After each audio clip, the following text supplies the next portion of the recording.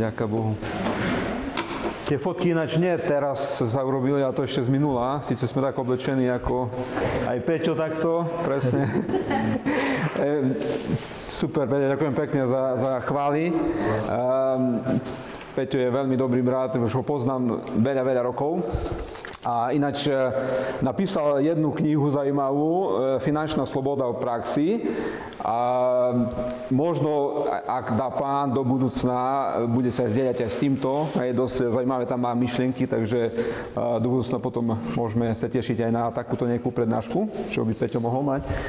A vďaka Bohu, že nám poslúžil takto chválmi. A ja len skrátka, už za chvíľku pôjdeme aj k tej téme a prezentácii aj firmy, čo má Janko.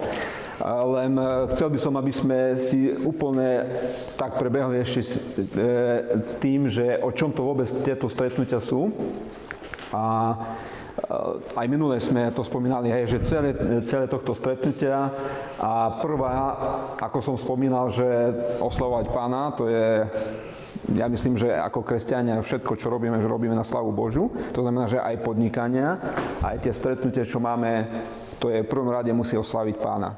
Hej, nie v prvom rade zisk finančný, to je tiež samozrejme podnikáme, aby sme získali niečo finančne, ale v prvom rade musíme oslavovať nášho Pána. Ešte máme tam miesto, hej. Kľudne sa posadne.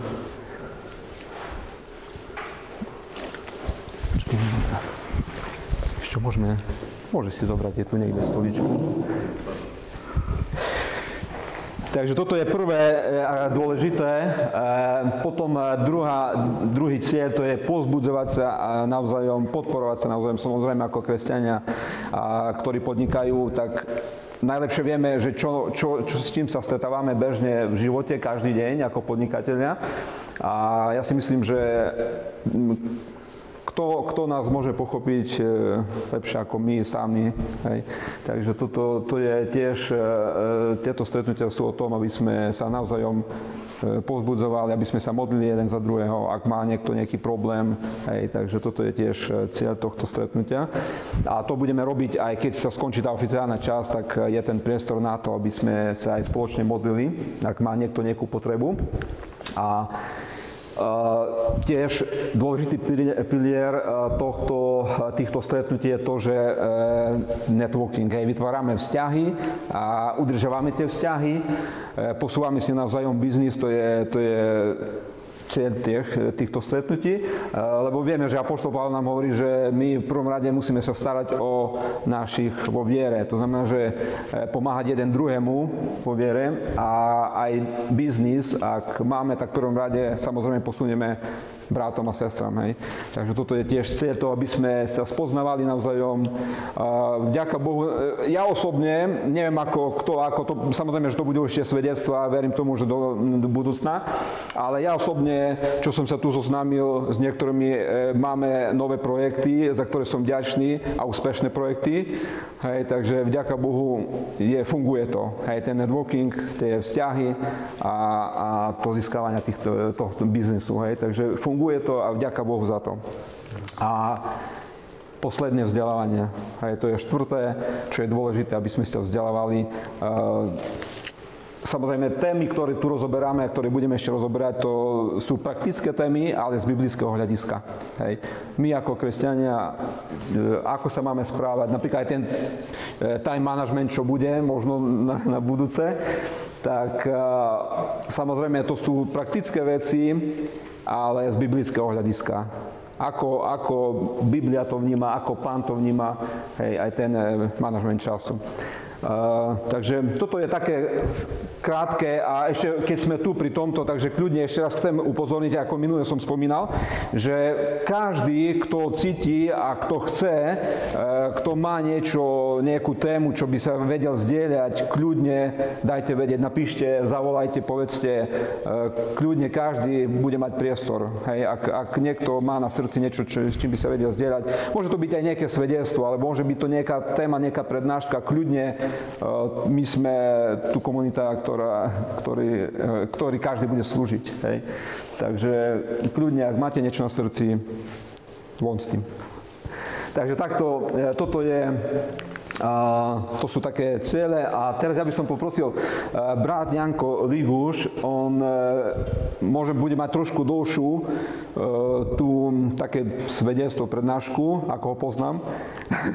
nie kvôli tomu, ale tým, že on to spojil aj prezentáciu firmy, to, čo som tiež spomínal, že každý bude mať možnosť prezentovať svoju firmu aj takto v PowerPointe, aspoň cca 10 minút každý deň, takže on to spojil aj tú prezentáciu firmy aj so svedectvom a s takým vyučovaním, hej, takže možno to bude, neviem, pol hodinky, hej, možno urobíme nejakú prestávku a potom pokračujeme ďalej a po ukončení tohto bude taká neoficiálna časť a tam máme koláče, tam máme sendviče, čaj, kávu, takže budeme potom sa rozprávať a ten networking praxi bude, hej, takže poprosím, Janko, len tam asi musíš prehodiť to. Hej.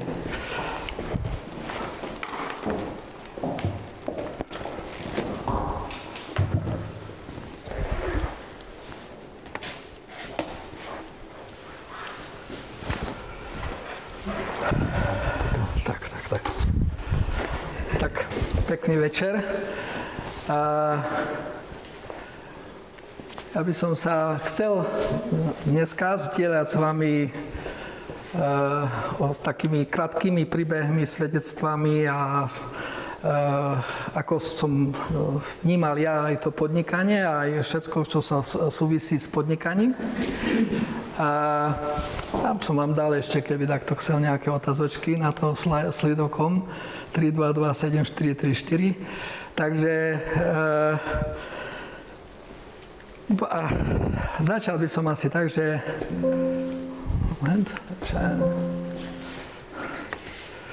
dobre, tak budem tak.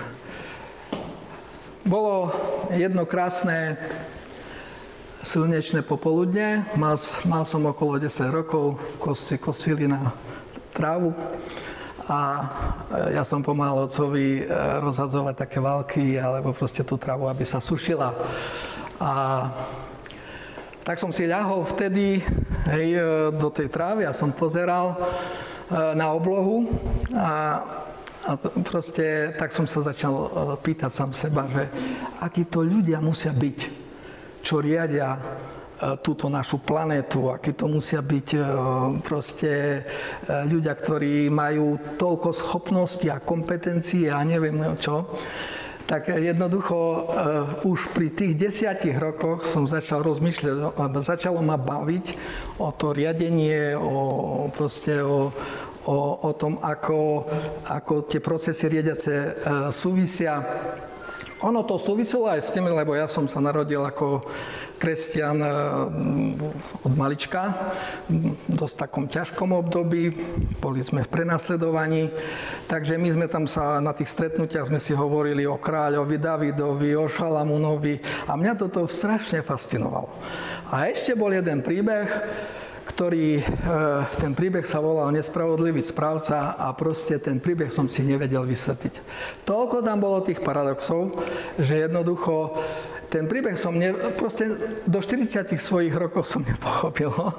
Takže už o 10, to len chcem povedať, že o 10 rokoch som mal vzťah k tomu, čo teraz sa robím, o tom proste o riadení, tak preto, keď som sa rozhodoval na strednú školu, tak som išiel na strednú priemyselnú školu technickú do Michalovec, tam bola jediný odbor počítačový vtedy, kde sa učili počítače na Slovensku. Hej, tak to proste idem tam, proste chcem počítače, automatizáciu, riadenie, tak som išiel tam. A potom samozrejme pokračoval som na vysokej škole, zo strednej škole, tak som išiel na katedru kybernetiky a umelej inteligencie tu v Košiciach a to zase bolo o tej automatizácii, tam som si vybral tú kybernetiku, o tej riadení a tak ďalej. Čiže potom v 90. potom prišla revolúcia, no a po revolúcii sme založili firmu s bratmi MDJ, tak viac menej, ktorá postupne potom som začal rozvíjať tú časť automatizácie, kybernetiky, robotiky a podobne, čiže všetko v riadení. Tak bolo to pre mňa také, a som ja nevedel, a stále ma toto fascinuje dodnes. Ja som proste, to som vedel, že toto chcem robiť v živote, toto ma baví a samozrejme boli tam mnohé okolnosti, ktoré ma to tam nasmerovali, ale ja som to rozprával niekde teraz pre takých chlapcov z gymnázia a som sa dozvedel, že to je úplne, to je špecialita. Ja som si myslel, že to každý to takto má. A tak som sa nad tým troška zamýšľal, že zrejme u mňa to také bolo proste jasné, že toto je moja oblasť a že v tom potrebujem sa vzdelávať a riešiť. Takže potom sme založili firmu a vlastne od toho 93. v tejto automatizácie kybernetiky podnikáme.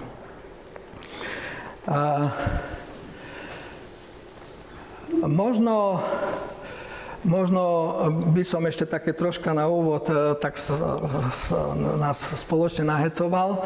Ja keď idem domov, tak cez Valaliky na pravej strane je cintorín, na ľavej potom je na pravej, tak idem kolo 2 cintorínov. Tak vám poviem, že môžem povedať, že tieto cintoríny ukrývajú strašne veľa potenciálu, strašne veľa všelijakých, najväčšie bohatstvo by som povedal, že proste na týchto cintorínoch je. A možno, že je viac bohatstva, ako je niekde na iránskych alebo irackých poliach alebo diamantoch v Juhoafrickej republike, jak tých nenaplnených snov, neuskutočnených vízií, ktoré sú potom tí ľudia, ktorí zomreli, tak viac menej nechali so sebou, nenapísali žiadnu knižku, neurobili žiadnu pieseň, neurobili to, lebo v podstate tá vízia v ich živote nebola jasná a proste nemali možnosti, ktoré by sa tie sny realizovali. Takže viac menej ide o to, že je veľa ľudí, ktorí tam bolo v nich obrovský potenciál a v každom z nás je ten potenciál, ktorý by sme mali využiť vo svojom živote ako takom. Takže, čo je potenciál? Masový poklad, samozrejme, to je vlastne nevyužitá schopnosť, ktorú máme, alebo ktorú nevieme použiť a mali by sme ju využiť tak, aby to bolo v prospech. Potom je tam, môžeme to vyjadriť, ten potenciál, to v celej to techniky môžete vedieť, je to obrovská skrytá sila, je to v podstate napätie, je to rozdiel potenciálov, ktorá je v nás a v každom z nás. A tuto by som rád, keby sme počas tohto nášho života to využili a s tým, že vieme, čo je pre nás vízia, vieme, čo je pre nás to, čo chceme v živote dokázať. Ďalej môžeme povedať, že potenciál je to, čo môžeš urobiť a doteraz si to neurobil. To znamená, že všetko, ktoré je nové, potenciálom je všetko, ktoré doteraz nebolo použité, ktoré si nevyužil. Najväčší nepriateľ tvojho progresu je posledný úspech, ktorý si mal a si mu uspokojil, že toto je všetko. A proste mali by sme, náš úspech nás by mal hnať ďalej dopredu. Nebuď nadšený z toho, kde sa nachádzaš. Keď som teraz naposledy prijímal jedného človeka, ktorý je taký do našej firmy, tak on mi hovoril, že vieš, ja mám už 45 rokov, ale mám taký tvorivý nepokoj. Takže potreboval proste zmeniť, lebo nebol využitý jeho potenciál, tak prišiel nakoniec k nám a tento pojem mi to tak utkvelo v pamäti, aj zadefinoval. Aj stále, keď sa stretneme, tak on mi povie, že že to si pamätáš, že sme hovorili o tom tvorivom nepokoji, takže chcel to byť. Inak každá ľudská bytosť neprišla na túto planétu prázdna, alebo tu. Prišiel si na to, aby si vytvoril vklad, si generačný zlodej, lebo si ukradol budúcej generácie, ak si nesplnil svoju víziu. Takže si mohol niečo naplniť a si nesplnil, lebo v podstate tá ďalšia generácia z toho nemá užitok. Čiže budúca generácia môže zužitkovať to, čo si vyprodukoval. Nezastav sa robiť to, čo môžeš urobiť. Nezávisle od toho, čo si urobil, nezastav, nezaparkuj, neostav, pokračuj ďalej. Čokoľvek si robil a nezabilo ťa to, stále niečo v tebe ostáva ďalej.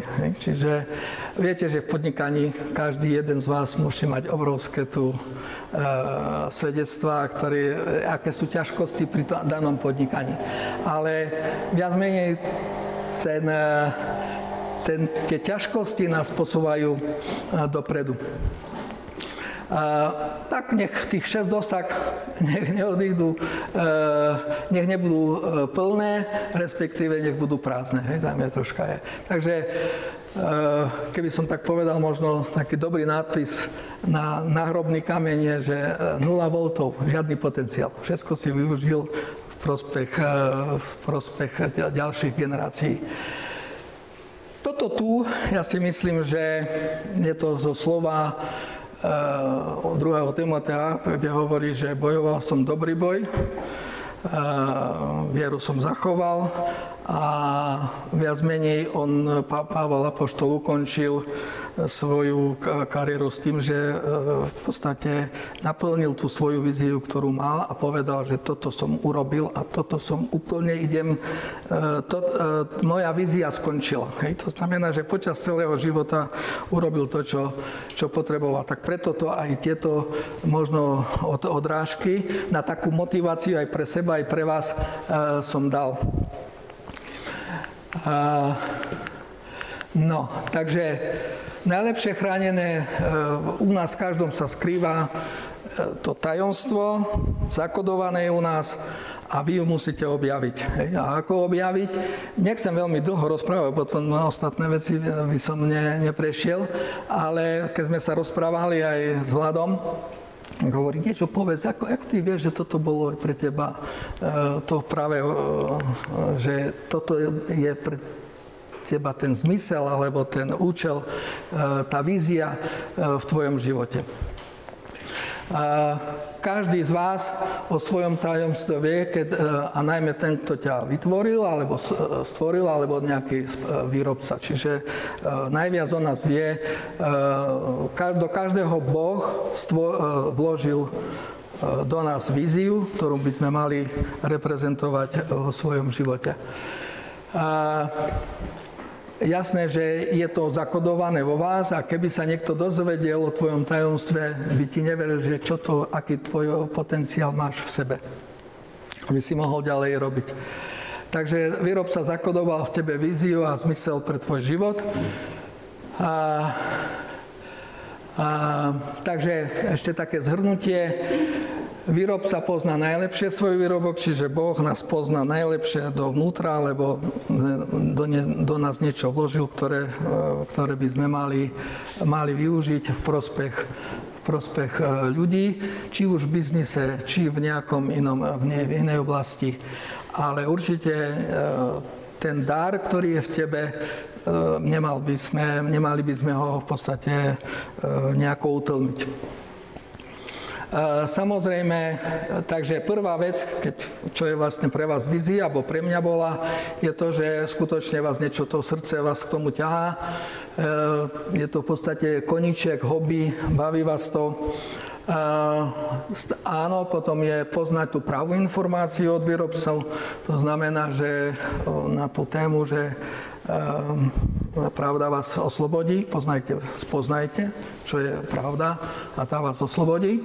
Takže poznať a rozmýšľať o ústave, ktorú máme, a ústava je Biblia v podstate. To je to, čo by vo vás alebo v mojom živote vyprodukovalo tú víziu, čo by som mal vo svojom živote robiť.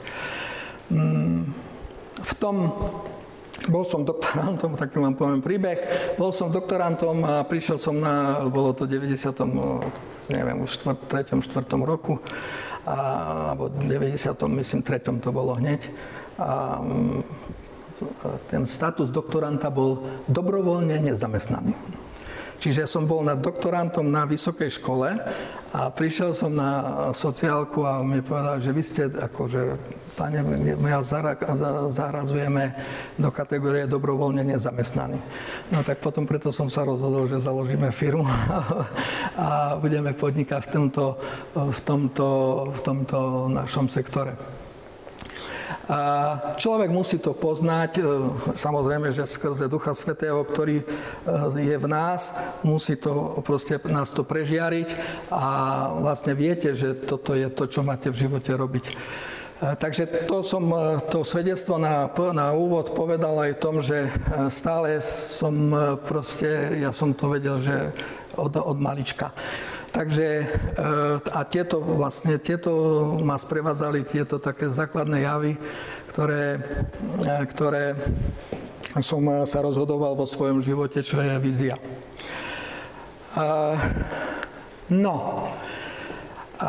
Jeden taký, ja som stále, keď sme riešili, tak najviac biznisu sa podobá ten nespravodlivý správca. A u mňa to bolo osobne najkontroverznejší príbeh ústavy našej Biblie. Lebo buď to sedelo, viete, podobenstvo, paralela je, že musí sedieť aj v tej reálnej časti, čiže v tom, o čom ten príbeh je, ale aj v prenesenom význame, čiže aj v duchovnej oblasti alebo v transcendentálnej oblasti.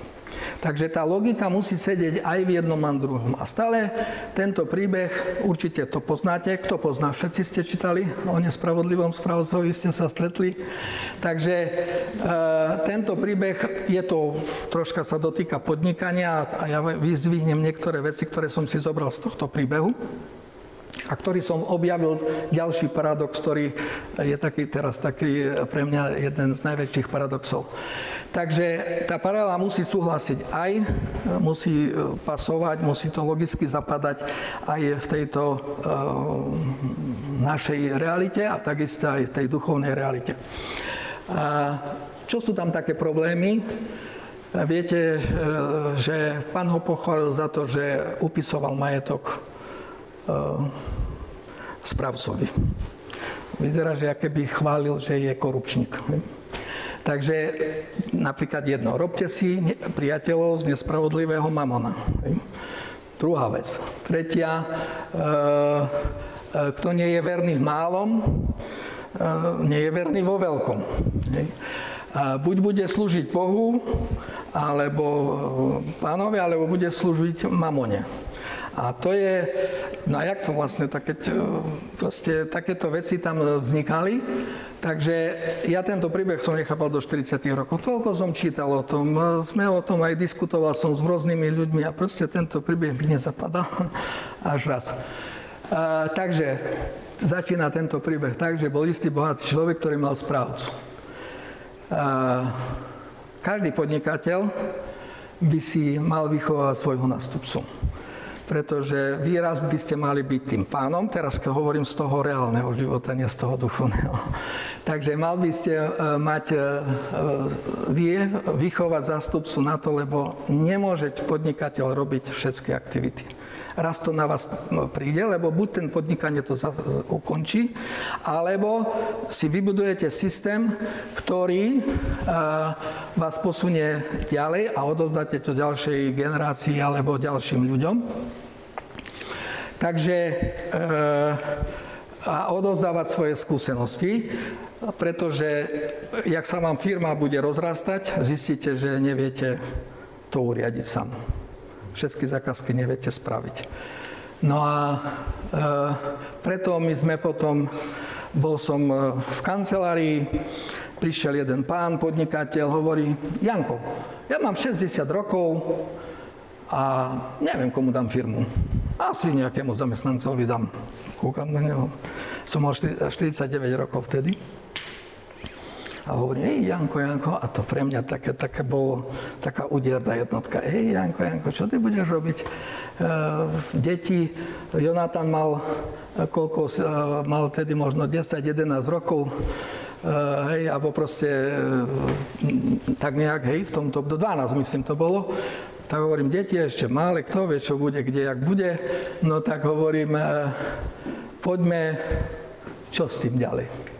Tak som zobral kľúčových ľudí, vyšli sme vonku, bolo nás tam zhruba 13, 14 a hovorím, počúvajte sem, ja potrebujem odovzdávať, ja potrebujem proste svoje skúsenosti odovzdávať ďalej a teraz máme dve možnosti. Buď predáme firmu, alebo to zoberete vy do svojich rúk a ako vy ste kľúčoví, vy ste pre nás veľmi dôležití, tak hovorím, poďme rozhodnite sa.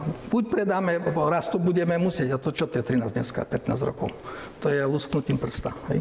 To, ako som si uvedomil, že 27 a zrazu 49. Hej. Takže to také bolo, tak to rýchlo prešlo. No tak nakoniec sme sa rozhodli, že vlastne áno, že tí ľudia zoberú a budú ťahať ďalej. Takže preto potom sme prišli aj k takej reštrukturalizácii alebo v takej nejakej spoločnosti. Takže my máme momentálne 6 spoločností, sme založili, ktorý sme dali pod holding. A tým pádom všetky kľúčoví ľudia vlastne sú, tí najkľúčovejší sú v akcionárskej rade a majú podiel zo zisku zo jednotlivých firiem, ktoré ako sa na to pozerajú. Je to samozrejme, Kyberium Holding je náš rodinný podnik, ale sú tu shareholders, ktorí sú kľúčoví ľudia, ktorí sa podielajú na zisku. Toto úplne nám to naštartovalo, nás to oslobodilo proste tak, aby sme to mohli riešiť. Takže aby sme sa mohli, aj my sme sa mohli, tí, čo sme od nás zákazky boli závislé, aby sme sa mohli odľahčiť. Čiže prechod ku tomu správcovstvu, že raz musíte odovzdať aj niekomu. Ja si myslím, že každý sa tým budete musieť zamyslieť, čo s vašou firmou a či to prejdete na deti, alebo prejdete na iné, alebo predáte. Je to veľmi zaujímavá vec, ktorú budete sa musieť s tým vysporiadať, alebo proste to necháte tak, hej, ale nemyslím si, že malo by to byť nejaký riadený proces. Takže MDEčko je v podstate taký aplikátor automatizácie, robotiky a to je hlavný taký nosný pilier automatizácie, kde robíme linky, kde robíme väčšinou dva sektory, si držíme, a to je energetický sektor. To znamená od párnych turbín, párnych kotlov, automatizácia cez teraz po tých nových technológiách, ako sú kogeneračné jednotky, ako sú fotovoltické elektrárne, batériové úložiska. My ako momentálne sme dostali zlatú cenu v Brne, to som spomínal, ohľadom batériového úložiska. To znamená, že je to náš výrobok a vlastne v tej energetickom sektore spolu s tými ďalšími zdrojmi. Plus máme optimalizáciu. Veľmi zaujímavý, proste najzaujímavejší produkt, je to unikát na svete. Máme v riadiacom systému PLC, ktorý optimalizuje procesy prideľovania energetickým systémom ako takým. Nie je to jednoduchá vec, tí, čo ste v energetike, tak keď idete podľa spotu a podľa VTN, vysokej, nízkej tarify elektrickej energie, tak nie je to jednoduché zoptimalizovať, ale máte tam ešte akumuláciu tepla, máte tam špirály, máte tam tepelné čerpadlá, máte tam ďalšie. Dneska sa tam proste tá škála tých všetkých vecí sa veľmi rozširuje. A Takže MDEčko je taký hlavný aplikátor, takže taký frontier. Kybernetes je výskum a vývoj. Momentálne celú na starosti tento výskum a vývoj má manželka Janka. Je tu už, odišla? To je. Potom, takže všetko, čo sa týka výskumu a vývoja v oblasti robotiky, optimalizácie, kybernetiky, za to, že som bol na vysokej škole, tak som vlastne tu dal. A vlastne sme vyvinuli zhruba asi 20 produktov. Potom je tu retár, takže to sú všetko elektromontážne práce, ktoré sa týkajú na rôznych úrovniach, či už silnoprúd, či slaboprúd, či merania reguláciu, či výroba rozhádzačov a tak ďalej. Potom je tam CTRL, je to elektronika, sme jedni z najúspešnejších firiem pre ESU. Je tam vlastne konateľom aj Kristián Stratinský, ktorý on je teraz v Bratislave býva, takže on to dosť teraz to ťahá. Je tam EcoGMDS, posledné 2 roky sme založili miestnu distribučnú sieť, kde vlastne riešime tie výrobu, predaj energií a komunikácia, chceme podporné služby, agregáciu a tak ďalej. Takže tam tiež nám sa otvorilo v tej nových obnoviteľných zdrojov nová technológia, ktorá je. Alebo všetky nové. No a posledný rok sme integrovali URAB automatizáciu, žilinskú firmu, ktorá robila alebo robí automatizáciu v plynárenstve a energetike. Takže to správcovstvo nebolo, proste musíme tie kompetencie alebo presúvať na ďalších ľudí, ktorí, no a učíme sa tomu správcovstvu, že ako to by malo fungovať. Takže je to veľmi zaujímavý, proste veľmi zaujímavé pre nás nové skúsenosti. Inak ako, čo sa týka Kyberium Holding, Janka je tam predsedkyňou, takže ona tiež sa podieľa úplne na správcovstve všetkých firiem, takže je to veľmi zaujímavá štruktúra. Kto chcel by o tom viac vedieť, tak môžeme sa o tom podebatiť pri neformálnych stretnutiach. No, takže bol istý bohatý človek, ktorý mal správcu, takže dúfam, že vy budete tiež budovať správcu, vám odporúčam. A už to, ako to dáte, to proste je to na vás, ale určite sa s tým budete môcť stretávať. A ten bol ohovorený, obvinený u neho, že mrha rozhadzuje jeho majetok. To znamená, že niekto povedal, že počúvaj, ten správca, preto je to teraz veľmi pre mňa, alebo pre nás aktuálne, pretože ako spravovať, ako byť nad správcom, aby to spravovanie bolo správne. Každý podnikateľ, si myslím, že každý správca bude čeliť ohováraniu. A to poznáte, zamestnanci, všetci, čo tam hovoria, že proste jednoducho k tomu ohovoreniu dojde, či už oprávnene alebo nie, treba zistiť. Takže treba urobiť audit, takže vydaj počet zo šafarenia, povedz, ako si šafaril. Toto vygenerovala, to len tak teraz na uvoľnenie, to vygenerovala umelá inteligencia. Takže dal som vygenerovať jeden normálne klasický nespravodlivý správca a potom som povedal, daj moderný správca. Tak jeden je ten pôvodný a ten je druhý, tak to len tak na odľahčenie. No a pán hovorí, ten bohatý pán, ktorý proste nechal to správcovstvo, už nemôžeš byť ďalej správcom, nebudeš môcť spravovať. No a on si sadol a sa zamyslel. Tak čo teraz? Takže kopať nevládzem, už asi zrejme bol aj vyhorený, alebo starší. Alebo nevychoval ďalej ďalších ľudí, takže tam mohol byť aj nejaký individualizmus, dajme tomu. Ale veľmi zaujímavé je jedna vec, že žobrať sa hanbím. Z toho vyplýva, že totiž asi keď mrhol ten majetok, ten nebral si domov.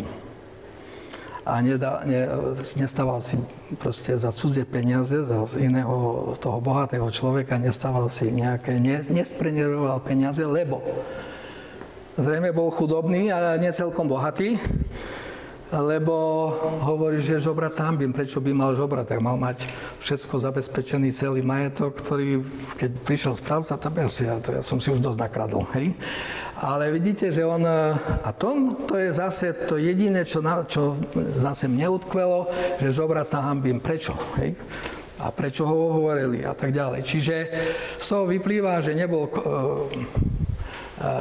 korupčný a rozmýšľal. Hej? Ja si myslím, že keď chcete naplňovať svoju víziu, veľmi pekne hovorí Dávid. Rozmýšľam o tvojom slove dennom i nosom. Hej? Ja napríklad aj v rodine, aj toto, tak proste strašne veľa proste človek číta, študuje, porovnáva a tak ďalej. Takže keď ste opore v tej pravde, pretože Stvoriteľ vie o nás, vie, čo je u nás, pozná nás najlepšie, a len on a my, tak jednoducho, a on nad tým rozmýšľal, tak znamená, že on veľmi bol tiež taký hlbavý typ a povedal, že viem, čo urobím. A niečo ho napadlo. A čo ho napadlo? Tak zavolal dlžníkov k sebe. Hej. Každý dlžník si zmenil úpis. A to znamená, že on si ich zavolal ich a tí, čo im dlžil, tak prišli k nemu a on povedal, sadni si, nedlžíš 100 batov oleja, ale dlžíš 50. Škrtol a napísal 50. Odpustil mu 50%. A čiže neprepisoval správca, ale dlžník, aby si uvedomil, že ten človek, bolo mu odpustené strašne proste dosť veľa, lebo polovičku dlhu, to je odpustenie, je veľmi zaujímavé. A teraz troška urobím taký predel. Ja som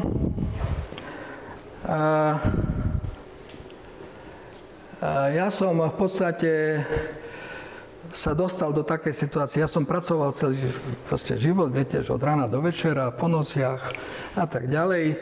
Mňa proste strašne baví, to, čo robím. A raz taký, vám poviem, prípad, vyšiel som vonku z nočnej, z jednej nemenovanej fabriky a tam kopal bager. A ja hovorím, šéfko, tak koľko zarábate? Či nie? Kedy končíte? Tak v stredu. A koľko máte? A tak, len som sa už fakt, bo som bol taký vyčerpaný, hovorím, a koľko máte? 60 000 korún, to bolo ešte v korunách.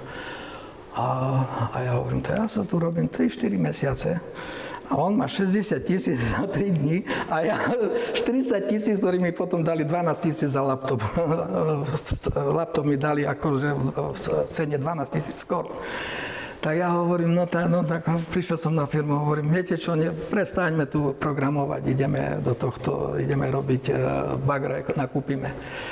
No, len čo som chcel povedať, že človek makal a bola jedna zákazka s jednou nemenovanou spoločnosťou, no a tam mi nezaplatil mi asi 100 000. Tak hovorí, vieš čo, ja ti pri druhej zákazke vrátim. Tá zákazka bola 1,5 milióna a hovorí, ja ti to vrátim, ty fakt 1,5 milióna, tá už asi vrátiš z toho, nie? Tak, no, tam prišla zase 700 000 urobil, nezaplatil. No a tak skončilo pri tom, že sme mali takú jednu väčšiu zákazku, samozrejme stále sľuby, podpisy, zmluvy, všetko sedí. No a až vlastne sme sa dostali niekoľko miliónov k dlžobe. No a potom prišla jedna vec, že počúvam, že tá firma skrachovala. Je v konkurznej podstate. No, ja peniaze, celý, čo sme zarobili spoločne, tak čo s tými, niečo som mali na účte na nejakú operatívu. A to nebolo, samozrejme, my sme boli ešte aj iné situácie, no ale tak som tak proste sedel a hovorím, tak počkaj, to je tá vízia? To je tá vízia, ktorú si mal mať? Tak dobre, hovorím, no okej. A prišli dvaja a hovorí, vieš čo, my sme takí, ktorí vieme, my máme také metódy a spôsoby a všelijaké právne kľúčky a neviem čo, že my vymôžeme. A ja hovorím, a neviem, prečo som tak povedal, viete čo, nič netreba. Nič, nechajte to tak. No a takže viete, už dnes, keď prejdete do konkurznej podstaty, tak už tam asi už veľa toho neuvidíte. Takže ja som si povedal, Janko, rozlúčime sa. Akože, a vtedy taká sviečka a teraz zrazu sa celý mi príbeh tento tu otvoril. A ja hovorím, no vidíš, mali by sme odpúšťať dlhy, lebo viete, to človek už rozmýšľa o všetkom, že čo urobí, ako urobí a čo bude riešiť, ako bude riešiť a už aj prichádzajú, viete, dneska sú všelijaké vymáhacké firmy a tak. A ja som hovoril, nič, netreba nechať tak, ja som si sám sebe povedal, zabudám. No a takže, no a zase robím a tak som to skončil, hovorím, uvidíme, čo bude ďalej, budeme sledovať, čo bude ďalej. No a tu prišlo, že viac menej budeme skúšaní, všetci budeme skúšaní, všetci podnikatelia, ktorí ste tu, budete skúšaní, aký máte vzťah k mamone. Lebo nemôžete slúžiť Bohu a nemôžete slúžiť mamonu. Buď budete jedného nenávidieť a druhého milovať. A toto krásne sa to roztvorilo. A teraz hovorím, aký on to super spravil. Veď on všetko dal na charitu tým, že odpustil dlhy tomu, ktorému dlžili. Najlepšia charita, ktoré viete spraviť, urobte pre dlžníkov svojich. Odpustite. Nie všetko. Lebo prvému koľko odpustil? 50%. A druhému 20%. Nie všetko. Ale, a možno, že aj nedostanete ani to, ale tak to už treba nechať na Božiu správu. Viete čo? Si predstavte, robíte 20 rokov a teraz vám sa toto tak stane. A si poviete, prečo to robil? Ale ja som vedel, že nie, vízia je taká. Tak som proste, viete, ja som takedy dal 5 eur niekomu, tá som podnikateľ, som dal veľa, ja som zasponzoroval to, akože ja nemám žiadny, ja nemám vzťah žiaden ku majetku, veď som dal 5 eur tu chudobnému človeku, ja som teraz aký silný podnikateľ, keď som toľko podporil daného a nejakého človeka, ktorý bol chudobný, alebo ja neviem, 500 eur, alebo 50 centov. No, koľko majetku spravujete, o tom budete skúšaní. A ja to nehovorím kvôli tomu, lebo viete, jak proste v živote, bol by som rád a treba sa modliť o to, aby ste neboli takto skúšaní, ale budete, lebo musíte povedať a musíte vedieť, či vám to srdiečko bije pre tie peniaze, alebo vám nebije. Alebo ľúbite Boha, alebo ľúbite mamonu. Takže, no a tak som nejaké 1-2 dní prešli, sedím v kancelárii a príde nejak to klope. Dostali sme zakázku za 1,5 milióna, trebalo to prefinancovať, peniaze neboli. Výplaty boli, ale aj ostatné veci a toto nebolo, tak hovorím, no tak teraz dobre, na to si klope neznámy, ja ho nikdy som nevidel. A hovorí, viete, ja som prišiel z Vúbky, to som nemal povedať, sorry, z jednej banky a hovorí, máme takú jednu bezúročnú požičku zhruba 1,5 milióna.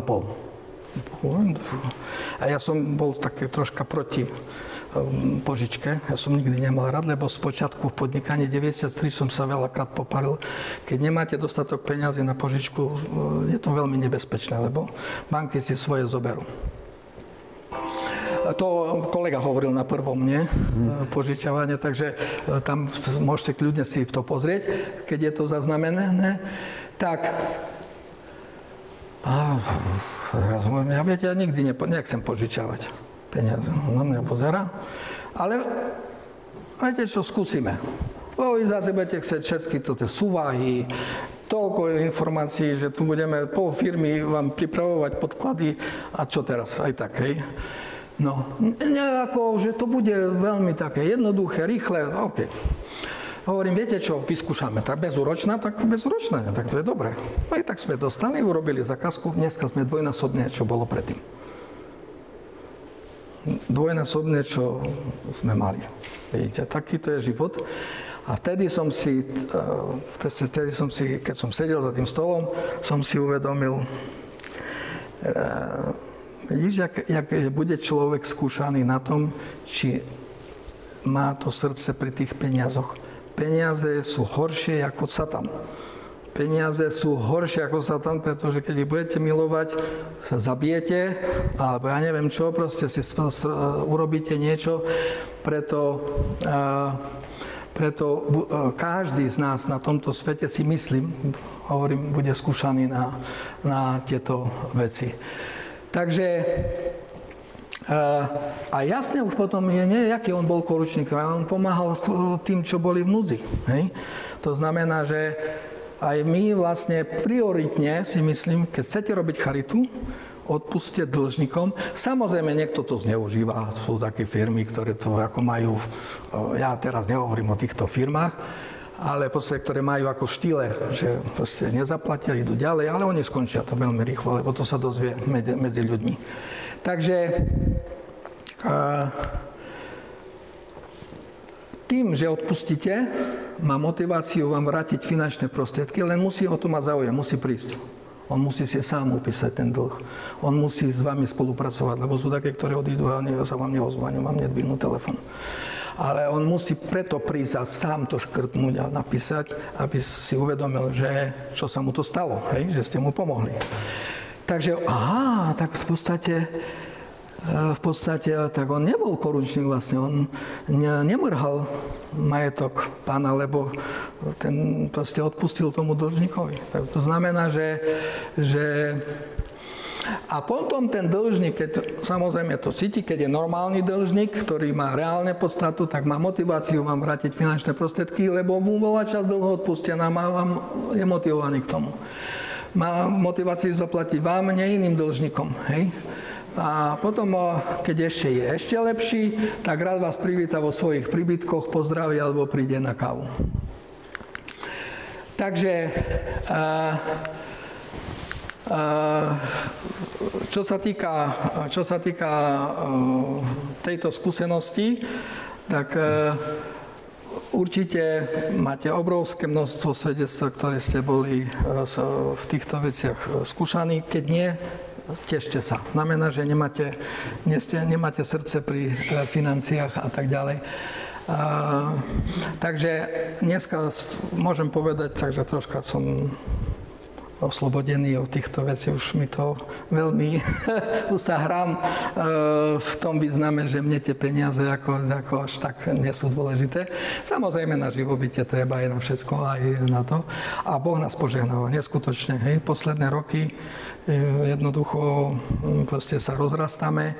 No a možno, že ešte príde nejaké skúšky, ale nevieme aké. Takže budeme vidieť, že čo ešte na nás príde. Ale nám sa celé to za 2 roky, 3 roky nám sa to zdvojnásobilo celé. Hej. A pritom ja som myslel, že asi už niekedy som mal pochybnosti o tej vízie, tak hovorím, jak to je možné, že toto. Takže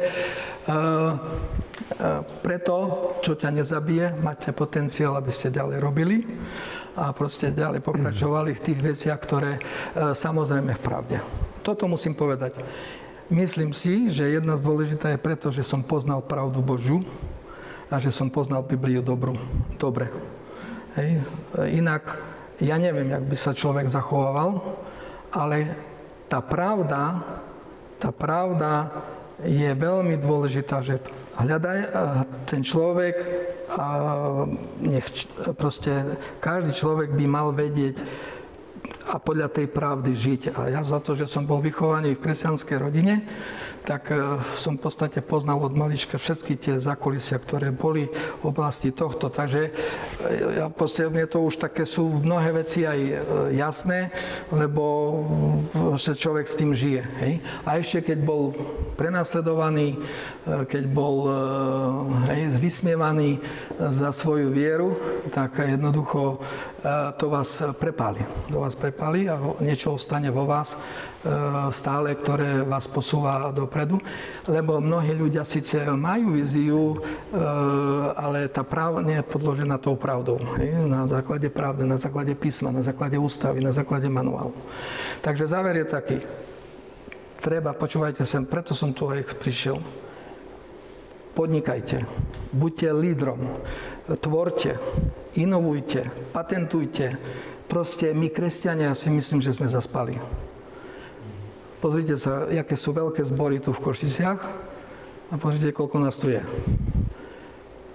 Treba, aby sme to fakt využili, chytili do správnych rúk a potom viete, či už pomôcť aj zboru, či viete aj zasponzorovať, zafinancovať, či svojimi skúsenosťami viete urobiť. Ale buďte lídrami, buďte tým, ktorí to budete ťahať, nezúfajte, choďte, proste tvorte toto, lebo mne sa zdá, že keby sme čakáme na druhý príchod Pána. Hej. Ideme na horu a čakáme, že príde, ale my máme budovať nebeské kráľovstvo na tejto zemi, tu. Potom budeme budovať hore, ale v podstate veľmi dôležité je, si myslím, aj ostatných motivovať. Chcem vás motivovať, aj ostatných motivujte. Nemusíte podnikať, len tvorte, rozvíjajte a v podstate prinášajte dobré veci pre... Nielen sociálna práca je dôležitá. Nechajte, tí, čo chcete, keď viete, že sociálna práca vám ide inde. Proste sú také možnosti, ktoré je treba, lebo dneska sa mi zdá, že dosť je veľa tých ľudí, ktorí sú v sociálnej práci. Treba. Nehovorím. Ale sa mi zdá, že stresne sme sa sústredili aj s Lacim, keď sme mali také teraz stretnutie, tak si sadneme a niekedy filozofujeme a veľa filozofujeme v tom dobrom slova význame. Nemyslím teraz filozofia, čo Biblia osudzuje, ale proste rozmýšľame o Božom slove dňom a nocou. Ale jednoducho posúvajme ľudí dopredu. Tí, čo nie ste rozhodnutí, poďte dopredu, pomôžete aj sebe, aj generácii ďalšej, aj cirkvi, aj tak ďalej. Čiže to je, tak by som to povedal, že slúžite Bohu so stylou, víziou, s tým DNA, čo vo vás vložila. Všetci ste jedineční. Každý z vás, ktorí ste tu, ste tak jedineční, že jednoducho potrebujeme to proste otvoriť a využiť ten potenciál, ktorý do nás Boh vložil a s tým, že buď verný v malom, budeš vo veľkom. Nebudeš mať rád mamonu, nebudeš prilipnutý, bude sa ti dariť. A všetky tieto veci, ktoré sú aj v nespravodlivom správcovi, potom ešte, akú sme tam debatovali, tiež ešte nejaká jedna vec, ktorá teba zajímalo. Ale v podstate tiež bolo tam, veď prečítajte si.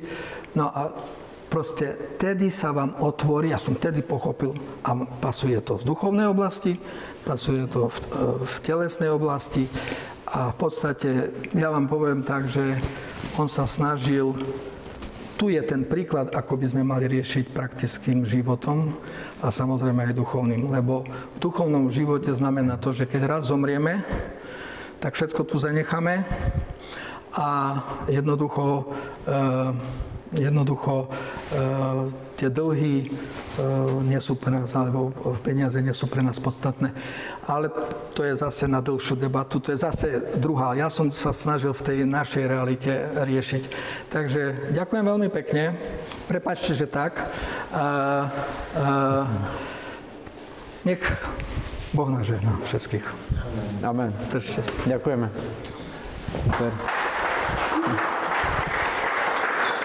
Ďakujeme veľmi pekne. Bolo to také naozaj aj od srdca, aj prakticky. Ja si myslím, že také povzbudenie pre nás.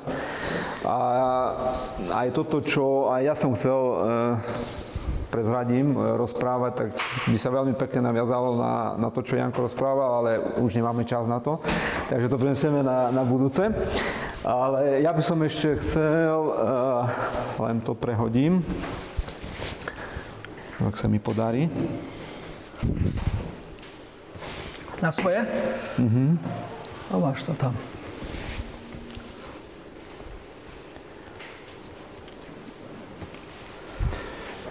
Dobre, takže už len také oznamy a potom máme takú neoficiálnu časť, kde máme tam čaj, kávu, koláče,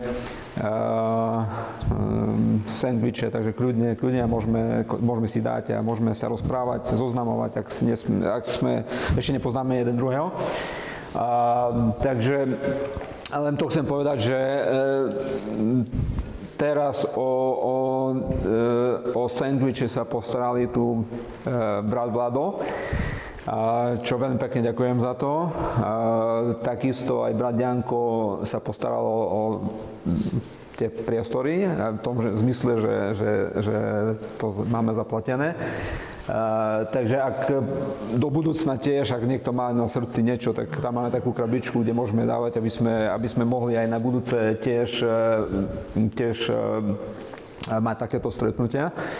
Hej, a takisto tam je taká tabuľka, niektorí už si zapísali, niektorí minulé, tiež vás poprosím zapísať a potom to je taká bude virtuálna vizitka, ktorú budeme potom každému posielať na e-mail a každý bude mať kontakt na každého. Hej, a tam bude, aby sme vedeli jeden o druhom a v čom podnikáme a aby sme vedeli potom to aj využiť. Hej, takže každý bude mať kontakt na každého, takže tam, kto ešte nezapísal, nech si zapíše a tiež chcem poprosiť to, čo som spomínal, ak má niekto, už viem, že niekto aj povedal do budúcna, že by sa chcel zdieľať niečím, takže máme už nejaké témy. Kľudne, ak máte niečo na srdci a chcete sa zdieľať, chcete povedať alebo nejakú prednášku, alebo nejaké svedectvo, kľudne dajte vedieť. A takisto je tam aj ten priestor na prezentáciu vašej spoločnosti, takisto aj cca 10 minút každýkrát, aby sme mali každé stretnutie. Tiež chcem vás poprosiť, napíšte, alebo aj povedzte kľudne, ak sa budeme rozprávať. Ďalšie stretnutie plánujeme niekedy v júli, hej, ale tiež dajte vedieť, že komu ako vyhovuje, hej, že aby to pasovalo pre každého. Takisto ten čas, hej, my sme doteraz sme mali takto po obede, večer. Boli niektoré hlasy, čo povedali, že chceli by skôr ráno, hej, takže kľudne tiež dajte vedieť, že komu ako vyhovuje, aby sme to